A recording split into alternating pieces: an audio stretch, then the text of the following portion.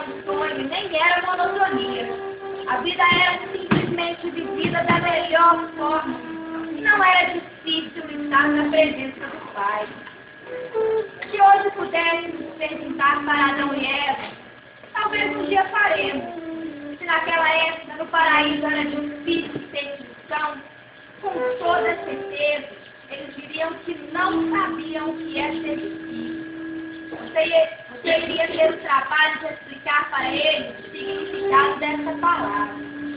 Mas se você perguntasse para eles a mesma questão após a queda, eles saberiam te responder prontamente. Diriam que sim. Por quê?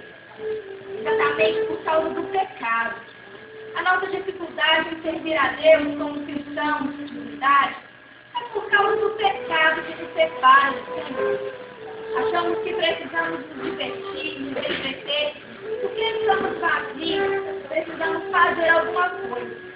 Cristão hoje tem dificuldade em servir a Deus, em orar, em estudar a palavra de Deus, porque não tem tempo, pois trabalha, estuda, tem muitas ocupações, mas tem tempo de sobra para a internet, para a televisão, cinema, programações mundanas, festas, mais um monte de coisas sucesso.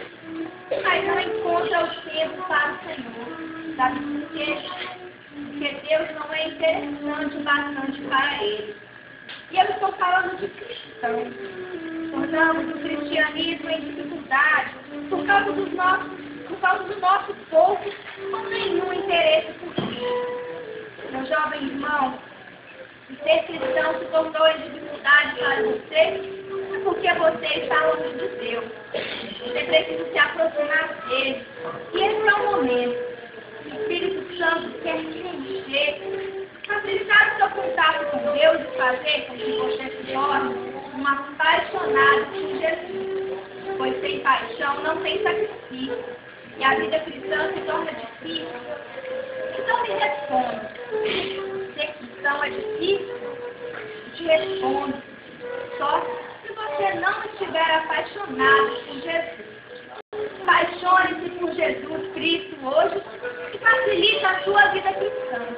Esse é o jeito. Pastor João. Então, essa homenagem, os coordenadores da UPA, vocês serem amigos e companheiros e estarem presentes eternamente em nossas vidas.